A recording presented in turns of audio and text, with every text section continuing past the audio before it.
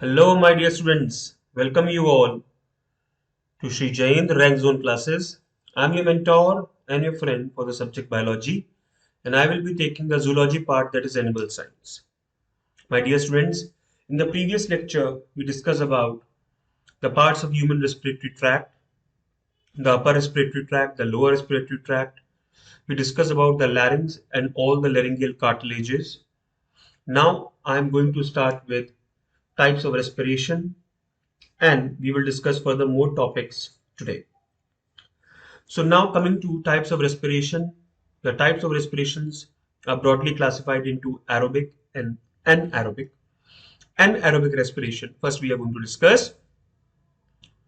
When food is oxidized without the use of molecular oxygen, mean when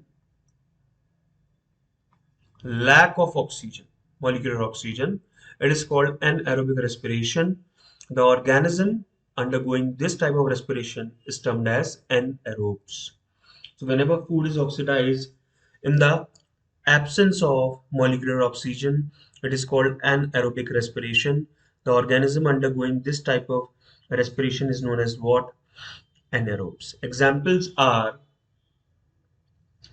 anaerobic bacteria, yeast, parasitic animals such as Taenia solium, Fascicle hepatica, Ascaris lumbricoides. I mean, all these are flatworms, roundworms, which are endoparasites. Endoparasites, no gaseous exchange takes place in endoparasites.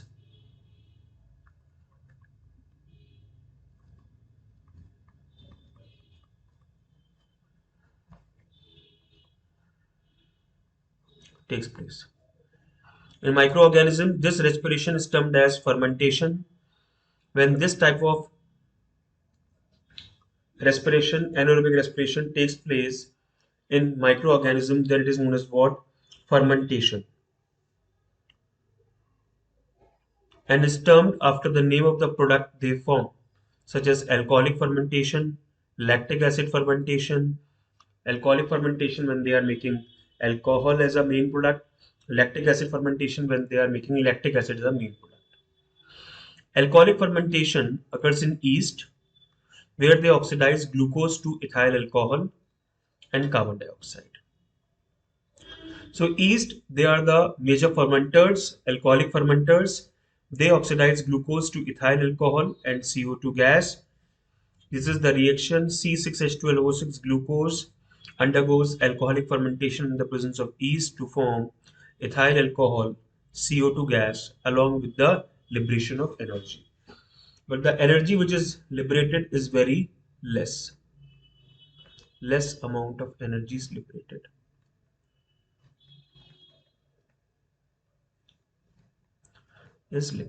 Okay. Lactic acid fermentation occurs in some bacteria where glucose is metabolized to lactic acid. Lactic acid is alpha hydroxy acid.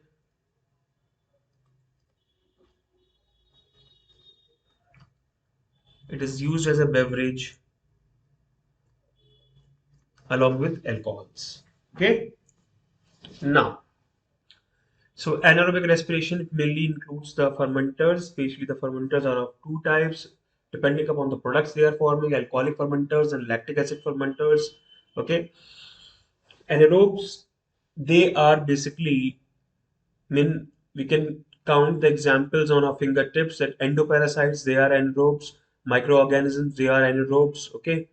Now, anaerobes and aerobes, they both are of two types further, and depending upon the condition or depending upon the enzymes they are having. Okay. So first we will talk about the we talked about the anaerobic respiration. Anaerobic respiration occurs in the cytoplasm because it requires cytosolic enzymes in which glycolysis is the EMP pathway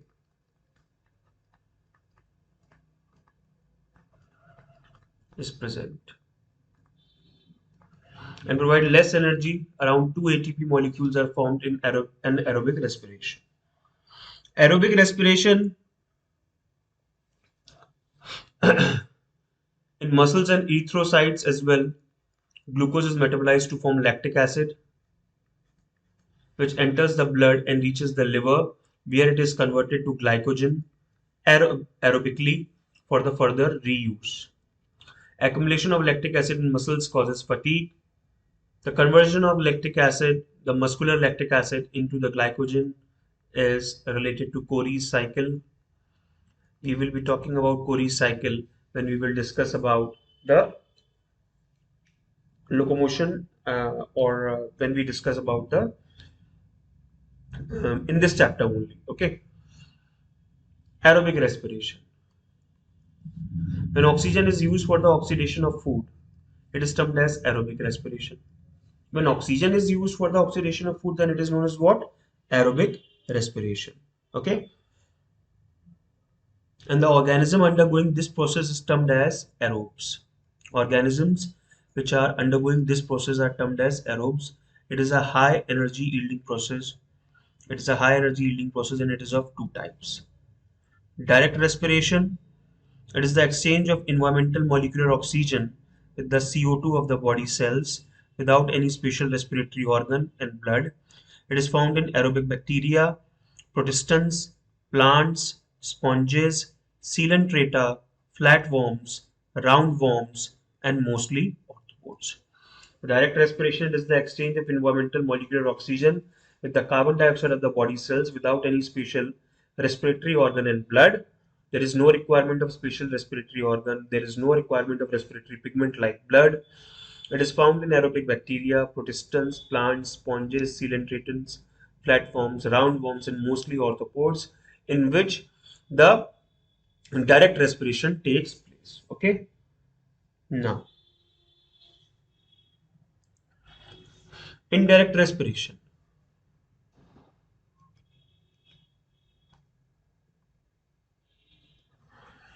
Indirect respiration.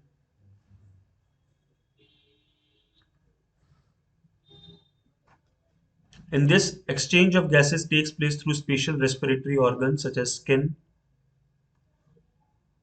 gills, buccopharyngeal cavity, and lungs. It needs blood for transportation of oxygen and CO2 gas after the exchange. The indirect respiration in this exchange of gases takes place through special respiratory organs such as skin, gills, buccopharyngeal cavity, and lungs. It needs blood for transportation of oxygen and CO2 gas after the exchange. The respiration through organs are termed according to their names. Example, skin, if respiring through skin, then cutaneous respiration. Gills, brachial respiration. Buccopharyngeal cavity, buccopharyngeal respiration. Lung, pulmonary respiration. Indirect respiration occur in two phases, external respiration and internal respiration. These are preceded by preliminary phases called breathing or ventilation. Okay. Indirect respiration occurs in two phases, external respiration, internal respiration. These are preceded by preliminary phase called ventilation or breathing. Aerobic respiration occurs both in cytoplasm, glycolysis, and mitochondria. Krebs cycle, an electron transport chain, and provides much more amount of energy, around 38 ATP molecules, while anaerobic respiration, it forms only 2 ATP molecules as a final energy currency. Breathing refers to the movement that sends fresh air to the respiratory organs, and remove foul air from them in removal of CO.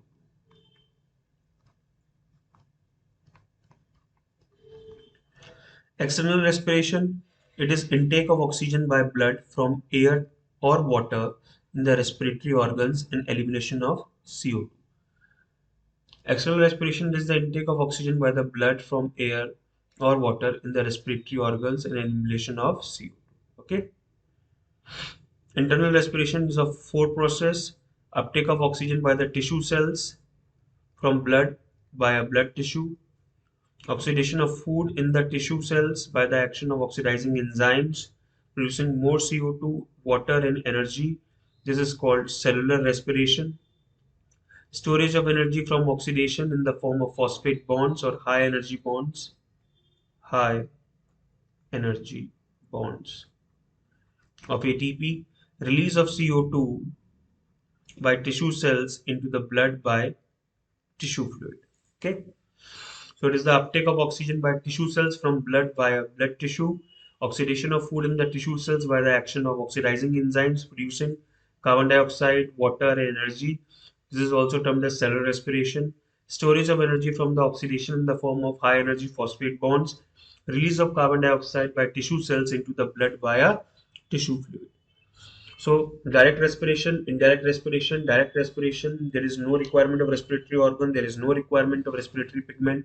Indirect respiration, we need respiratory organs, we need respiratory pigments as well for the transportation of uh, oxygen, for the transportation of CO2. The respiration through organs are termed as skin cutaneous respiration, gills brachial respiration, lungs pulmonary respiration, then buccopharyngeal cavity buccopharyngeal respiration. Indirect respiration occurs in two phases: external respiration, internal respiration, which are followed by ventilation. Okay, aerobic respiration occurs both in cytoplasm and mitochondria, and they produce large amount of energy. That is, the 38 ATP molecules are produced. Okay,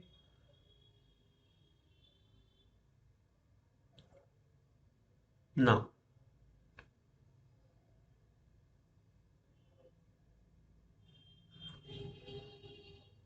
internal respiration involves four processes. First is first is uptake of oxygen by the tissue cells from blood via blood tissue. Then oxidation of food in the tissues with the help of oxidizing enzymes to produce CO2 in large amount, along with the production of water, energy. This is known as cellular respiration. Storage of energy from oxidation in the form of phosphate bonds, high energy phosphate bonds, ATP molecule. Release of CO2 by tissue cells into the blood via tissue fluid. So this is, we can say that all the four processes which takes place under the internal respiration. Now we are going to discuss about the lungs, trachea. Trachea, also known as windpipe, it is around 10 to 12 centimeter long tube with 2 to 3 centimeter in diameter, which arises from larynx and passes into middle of the thorax. Okay. Trachea is supported by 16 to 20 C-shaped but incomplete rings of cartilaginous rings, and they are lined by ciliated pseudostratified mucous epithelium. Ciliated pseudostratified columnar mucous epithelium. It is 10 to 12 centimeter long tube with 2 to 3 centimeter in diameter, which arises from larynx and passes into the middle of the thorax. Trachea is supported by 6 to 20 C-shaped incompleted cartilaginous rings and lined by ciliated pseudostratified mucous epithelium. You can see the trachea or the windpipe having C-shaped rings. All these are C-shaped rings. Okay.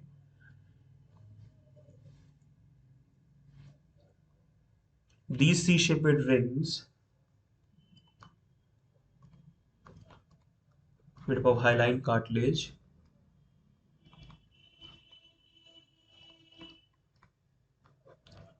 They mainly prevent the collapse of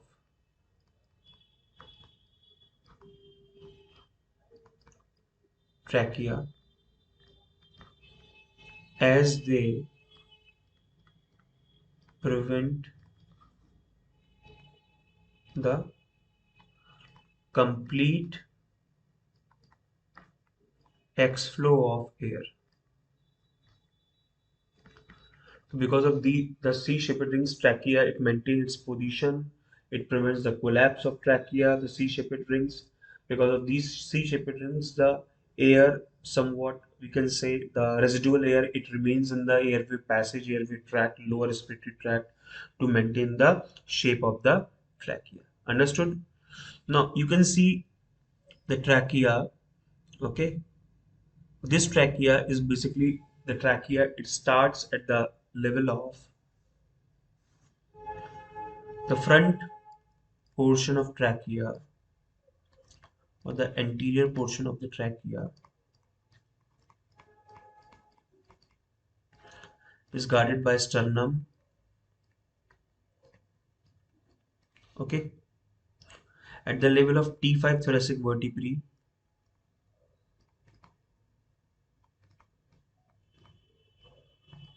the trachea bifurcates into the right and left lung to form the primary bronchi.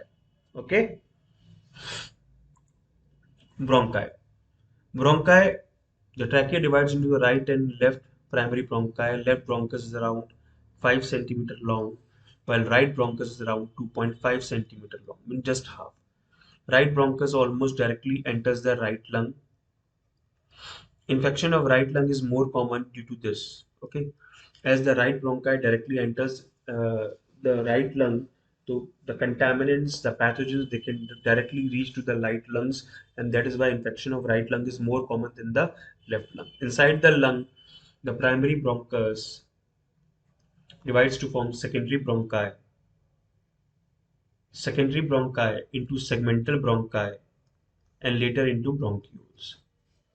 The right bronchus divides into primary bronchi into secondary bronchi into segmental bronchi, and then later into bronchioles. All bronchi are lined by ciliated and mucus-secreting pseudostratified epithelium and supported by incomplete cartilaginous rings. All bronchi, they are lined by ciliated and mucus-secreting pseudostratified ciliated columnar epithelium and supported by incomplete cartilaginous rings. Bronchioles divide into terminal bronchioles, respiratory bronchioles, and alveolar ducts, air sacs, and alveoli. So bronchioles divide into terminal bronchioles, respiratory bronchioles, alveolar ducts, air sacs, and alveoli. Mucus secreting cells are absent from terminal bronchioles. Mucus secreting cells are absent from terminal bronchioles and their branches. When mucus secreting cells are present till the bronchioles. Then after the division of bronchioles into terminal bronchioles, respiratory bronchioles, alveolar ducts, air sacs, and alveoli, mucus-secreting cells are absent. Epithelium is ciliated in bronchioles and terminal bronchioles. In bronchioles and terminal bronchioles, epithelium is ciliated, while in case of bronchi, it is lined by ciliated and mucus-secreting pseudostratified epithelium. Okay. In case of terminal bronchiole, it is not mucus-secreting. Okay. It is non-ciliated in respiratory bronchioles, while the epithelium is non-ciliated in respiratory bronchioles and their branches. Okay, so till the terminal bronchiole, the epithelium is ciliated, while after the terminal bronchiole, means from respiratory bronchiole to alveolar ducts to air sacs and to alveoli, it is non-ciliated. Okay, epithelium is ciliated in bronchioles and terminal bronchioles, while it is absent from starting from respiratory bronchioles till further. Okay, bronchi.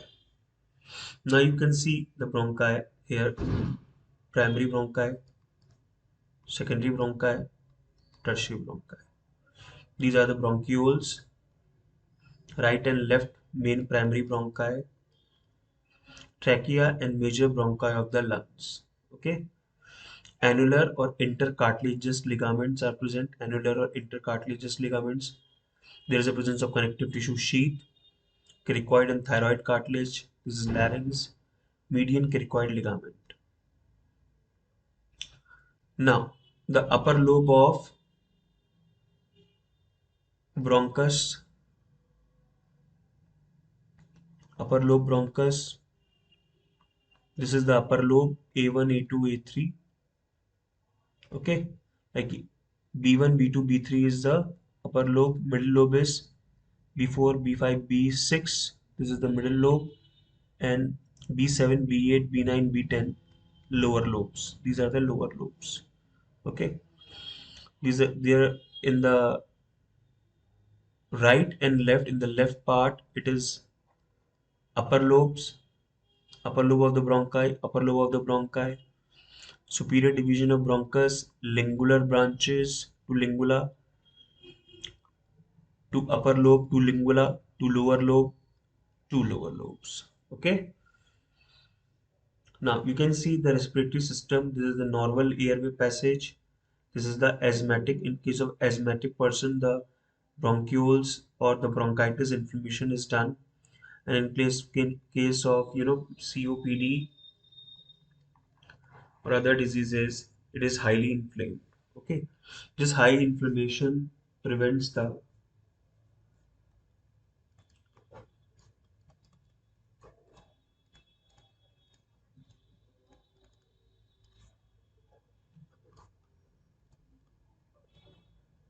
bronchioles,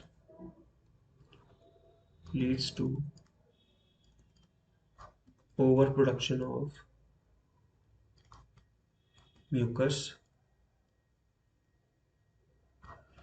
which will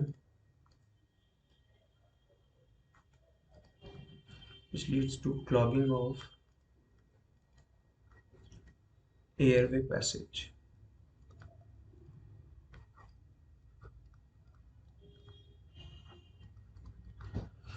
Okay, so every bronchiole or bronchus, the primary, the right and left, it further divides into primary bronchi, secondary bronchi, tertiary bronchi, which further divided into bronchioles. Okay, lungs. A pair of conical spongy elastic tissues of pinkish color to slate gray color occur inside airtight thoracic cavity. A small space called mediastinum lies in between two lungs, especially due to the concavity called cardiac notch on the left lung. Okay, it encloses heart. Each lung is covered by a pleural sac made of an outer parietal pleuron in contact with the wall of thoracic cavity and inner visceral pleura in contact with the surface of lung. A pair of conical spongy elastic lungs of pinkish to slate gray color occur inside air-tight thoracic cavity. A small space called mediastinum lies in between two lungs, especially due to the concavity called cardiac notch of the left lung. It encloses heart. Each lung is covered by the pleural sac made of an outer parietal pleura in contact with the wall of thoracic cavity and inner visceral pleura. So outer is the parietal pleura in contact with the wall of the thoracic cavity, and inner is the visceral pleura in contact with the surface of the lung. A narrow pleural cavity around zero point zero 0.02 millimeters occurs between them. It contains pleural fluid. It mainly contains pleural fluid. It allows frictionless sliding of pleura. It basically allows frictionless sliding of pleura during inspiration and expiration. Protection and moistening of lungs is also provided. A narrow pleural cavity around 0.02 millimeter occurs between them. It contains pleural fluid. It allows frictionless sliding of pleura during inspiration and expiration. Protection and moistening of lungs are also provided.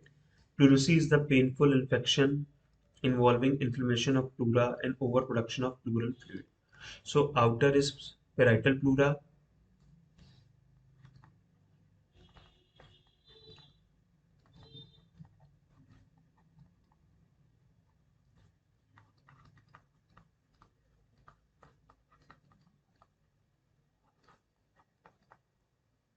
visceral pleura. Okay, in between these two layers, pleural fluid is there, pleural space is there, pleural. Okay, so pleurisy is a painful infection or inflammation of pleura and overproduction of pleural fluid. Normally, pleural fluid is under negative pressure due to its formation from the membranous covering. Okay, normally pleural fluid is under negative pressure due to its formation from the membranous covering. These are the respiratory muscles. You can see some of the some of them are accessory respiratory muscles, some of them are principal muscles. Okay, some of them are required in active breathing, some of them are required in quiet breathing. So accessory respiratory muscles, they includes sternocleidomastoid, which elevates sternum, scalene group muscles elevate upper ribs, Not shown pectoralis major. Pectoralis minor, sorry, it is not shown here. The accessory muscles include sternocleidomastoid, which elevates sternum, scalene group of muscles which elevates the upper ribs, and pectoralis minor. For these are the muscles for expiration, these are the muscles for inspiration. So sternocleidomastoid, scalene group of muscles, pectoralis minor. Principal muscles include external intercostal muscles, intercostal part of internal intercostal muscles, which elevates ribs, diaphragm. The dome shape of diaphragm descends, thus increasing vertical dimension of the thoracic cavity, also elevates the lower limbs. So diaphragm helps in the elevation of lower limbs, while scalene group of muscles helps in the elevation of upper ribs, along with the internal intercostal muscles. So the principal muscles include external intercostal, intercostal part of internal intercostal muscles, which helps in the elevation of upper ribs, diaphragm, which helps in the elevation of upper ribs. Okay. For quiet breathing, expiration results from passive elastic recoil of the lungs, rib cage, and diaphragm. Diaphragm is the most prominent and most primary muscle among all the respiratory muscles. Diaphragm is the most important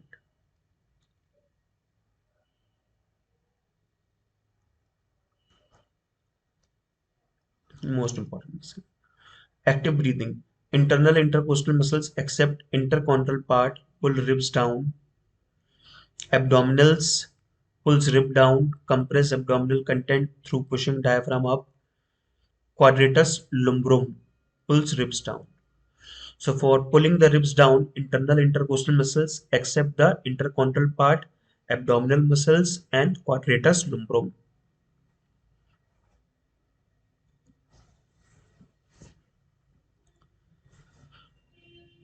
You can see the intercostal muscles here.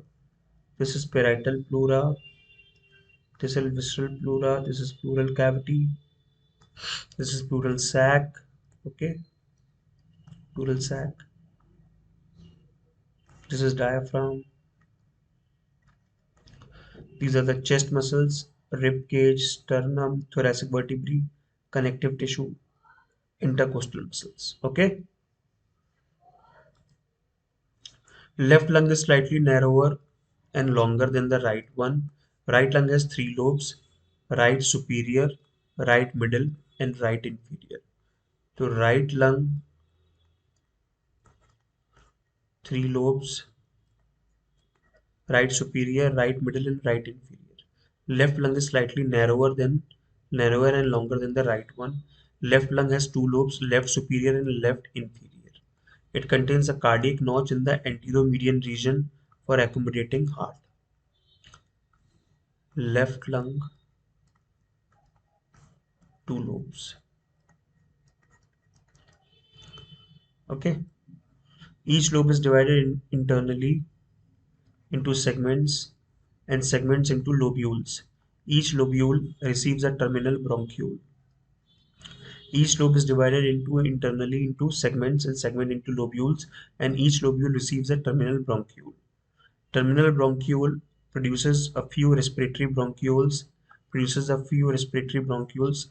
A respiratory bronchiole give rise to 2 to 11 alveolar sacs or infundibulum. The latter has a number of small pouches named as alveoli or air sacs.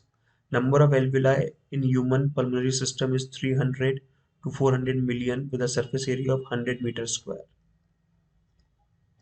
Okay. Each alveolus is polyhedral in outline with a thin wall made up of non-ciliated squamous epithelium with a few cubical cells that secrete a lipoprotein surfactant to prevent this is prevent to prevent collapse and sticking of alveolar walls during expiration.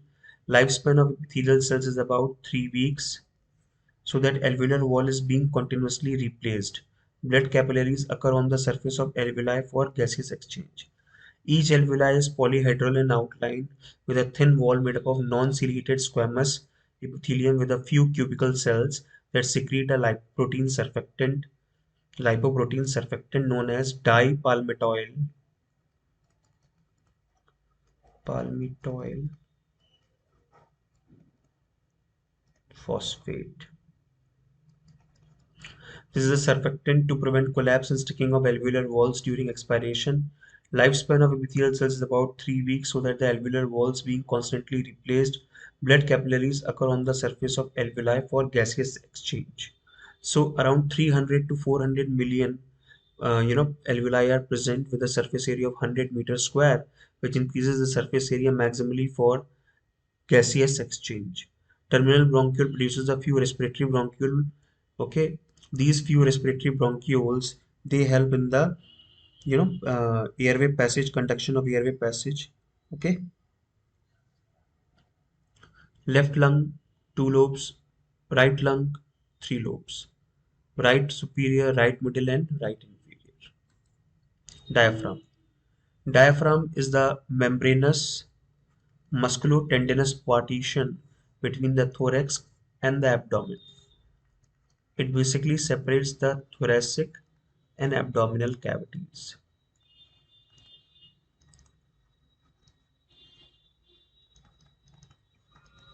Okay, diaphragm basically helps to segregate the abdominal cavity and the thoracic cavity.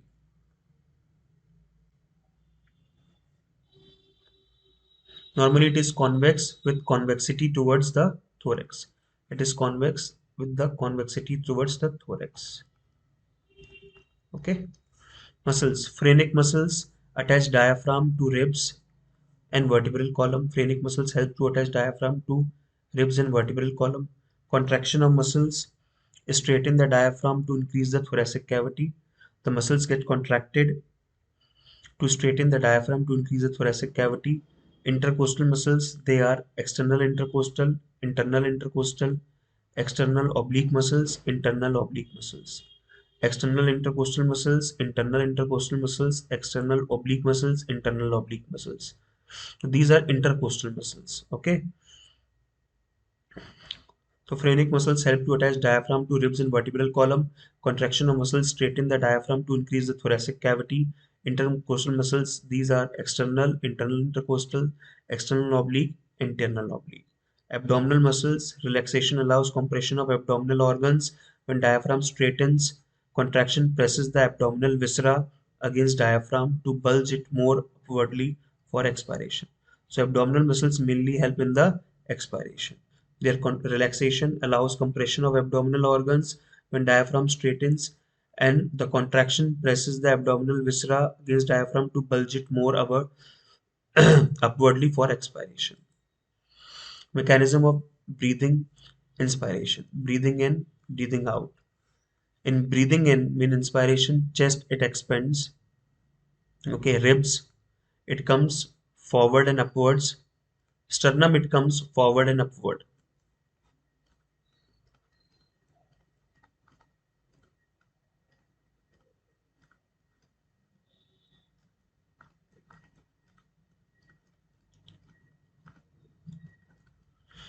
Okay, ribs undergo lateral movement. Lateral movement. Diaphragm flattens. Okay, breathing out, chest it comes downward and inwards. The ribs they comes the median displacement, and diaphragm relaxes. Ribs and sternum are raised. Okay, diaphragm is contracted. Volume of thoracic cavity is increased. Inspiration. Air is expelled from lungs. Ribs and sternum return to the original position. Volume of thorax is decreased. Diaphragm is relaxed and arched upwards.